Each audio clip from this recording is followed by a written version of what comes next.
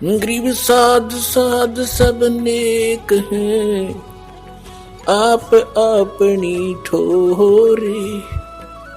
जो सतलोक ले जाएंगे वो साधु के वो पिता हैं,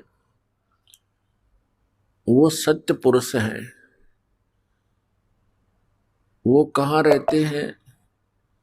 सचखंड में रहते हैं, सतलोक में रहते हैं। वो अमर स्थान है, अविनाशी स्थान है। वो अविनाशी ही भगवान है। सतलोक के अंदर परमात्मा मनुष्य जैसे शरीर में, तेजोमय शरीर में विराजमान है, नर आकार है। उनके एक रोमकूप में करोड़ सूर्य मिला दे, करोड़ चंद्रमा। उनकी रोशनी भी परमात्मा के एक रोमकूप की रोशनी से न्यून है, कम है। ऐसा तेजोमय शरीर उस परमेश्वर का है। वहां पर ऐसी ही सृष्टि है जैसी यहां आप देख रहे हो, लेकिन वहां अकाल नहीं गिरता, वहां कोई काल नहीं गिरता, यानी सूखा नहीं होता, फ्लड नहीं आती। वहां का जो वातावरण है वो एक जैसा सुहाना रहता है। वहां बने शरीर ये पांच तत्वों के नहीं है, नाड़ियों का तंत्र उसमें नहीं है। वो एक तत्व से बने हुए होते हैं। उसमें वृद्ध अवस्था नहीं होती, वहां कोई रोग नहीं है, राग द्वेष नहीं है, क्योंकि वहां सभी को समांतर सुविधाएं प्राप्त है। कोई ऊंच नीच नहीं है एक मालिक को छोड़ के। हम पहले वहीं रहा करते थे। यहाँ कोई चींटी है, मच्छर है, जीवाणु है, उन सबके वहां पर अलग अलग बहुत बड़े महल बने हुए हैं और आज वो खाली पड़े हैं। हम अपनी मूर्खता से, अज्ञानता से, गलती से उस सुख को त्याग कर इस काल भगवान के साथ यहां आ गए। इसने यहां हमारा बहुत दुरुपयोग कर रखा है। ये हमारे साथ बहुत दुर्व्यवहार कर रहा है।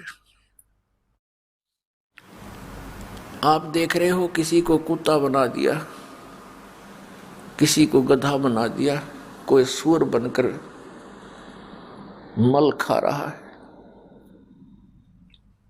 यदि मानव शरीर है तो उसको इतनी टेंशन पैदा कर रखी है कि आजीवन वो टेंशन में ही मर जाता है। और काम कितना है, 2 रोटी का रोला है। इस शरीर को जीवित रखने के लिए क्यों इतना यूं कच्चा शरीर मिल गया। इसमें दिन में 2-3 बार नहीं कुछ डाल लेंगे तो यूं काम करे नहीं। इसी को जीवित रखने के लिए खेतों में मजदूरी या कहीं और बिजनेस करना पड़ता है, और इसी को सुरक्षित रखने के लिए कपड़ों की आवश्यकता है। इसी शरीर को सुरक्षित रखने के लिए महल मकान बनाते हैं। अब ये अनिवार्य भी है कि जो इस शरीर के लिए आवश्यक है, इससे एक्स्ट्रा जो हम करते हैं वो हमारी नालायकी है। बड़ी बड़ी कोठियां बनाते हैं, एक में भी संतुष्टि नहीं है, 2 बनाते हैं, 3 बनाते हैं, और बनाते ही बनाते मर जाते हैं, और फिर भटकते फिरते हैं कुत्ते और गधे सुअर बनकर। ये हमें ऐसे मूर्ख बनाए हुए हैं। जो मूल कार्य इस जीवन का है उससे वंचित रखता है। यदि किसी की प्रेरणा भी बनती है कि मैं भक्ति करूं, क्योंकि आत्मा परमात्मा के बिना रह नहीं सकती, वो भिन्न बात है कि जो नास्तिक हो चुके हैं उनके अंदर वो प्रेरणा दब चुकी है, नाश नहीं हुआ है, वो दब चुकी है, क्योंकि वो ऐसे माहौल में रहते हैं, ऐसे वातावरण में रहते हैं, वहां के सभी लोग उसी विचारों के होते हैं, तो उनकी वो भावना और दबती ही चली जाती है। यदि वे व्यक्ति भी सत्संग के अंदर आएंगे तो उनके अंदर दबी हुई वो भावना, परमात्मा पाने की प्रेरणा फिर से अंकुरित हो जाएगी। यदि कोई साधना करने की चेष्टा कर रहा है तो ये काल भगवान उसको शास्त्र विधि त्याग कर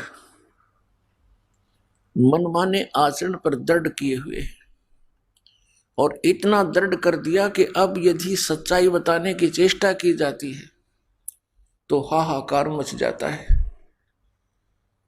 पहले परमात्मा ने स्वयं आकर के, परमेश्वर कबीर देव जी ने, कबीर साहब, काशी वाले धाणक ने, जुलाहे ने, वो पूर्ण परमात्मा है, सारी सृष्टि का रचनहार है। उस परमेश्वर ने आकर के हमें ये ज्ञान देना चाहता कि बच्चों, तुम काल के जाल में फंसे हुए हो, तुम्हें मूर्ख बना रखा है इस काल ने। आज तुम अपनी कोठी और बेटी, पुत्र और संपत्ति को अपना मानते हो, एक क्षण में आपकी मृत्यु हो जाती है, ये आपके हैं। परमात्मा ने कहा ये झूठा संसार आ रे, इनमें कोई नहीं तुम्हारा रे। ये बातें हमें अच्छी नहीं लगती, क्योंकि हम अज्ञान से परिपूर्ण हैं कि ये कैसे कह रहे हैं कि यहाँ हमारा कोई नहीं है। ऐसे कह रहे हैं परमात्मा कि आज तुम सब कुछ को अपना मान रहे हो, आज ही आपकी मृत्यु हो जाती है, जो होनी ही है, कभी ना कभी तो होनी ही है, तो आपका कहाँ ये। तो इस तरह की जो सच्चाई है और जिसकी हमें जानने की आवश्यकता है, ये बहुत खटकती है। फिर दूसरा ये कहा जाता है कि जो पूजाएं आप कर रहे हो, ये पूजाएं ठीक नहीं, ये किसी काम की नहीं है, क्योंकि ये शास्त्रों में प्रमाणित नहीं है, सदग्रंथों में वर्णित नहीं है। उन महापुरुषों ने जिन्होंने परमात्मा पाया है, उन्होंने ये मंत्र जाप नहीं किए जो तुम कर रहे हो, उन्होंने ये साधनाएं नहीं की जो आप जी कर रहे हो, इसलिए आपकी साधना व्यर्थ है। तो इससे एकदम हलचल मच जाती है, और विशेषकर वो गुरु लोग जो उनको अज्ञानी बनाए बैठे हैं, श्रद्धालुओं को, उनको ज्यादा चिंता लग जाती है, और उनको ये चिंता बन जाती है कि कहीं ये सभी तुम्हारे शिष्य यहां से भाग ना जाएं। उन गुरुओं का सहयोग वो देते हैं जो उनके द्वारा बनाए गए लिटरेचर को बेचकर रोजी रोटी चला रहे हैं,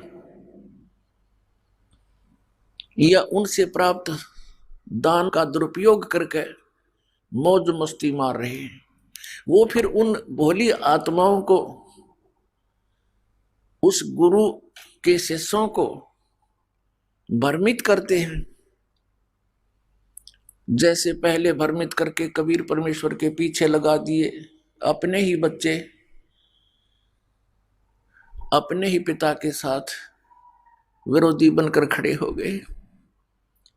हम कितने भोले और अज्ञानी हैं, हम परमात्मा को ना पहचान कर उसके शत्रु बना दिए, और अब इस दास को सेवा दी भगवान ने, कबीर भगवान ने, ये सच्ची बात कहने की। और ये दास उसी दिन से, सन 1994 से, जिस दिन से आदेश हुआ है उपदेश देने का, उसी दिन से आज तक 18वां वर्ष चल चुका है, ये दास ऐसे ही बोल रहा है, ये सच्चाई आपके समक्ष लाना चाह रहा है।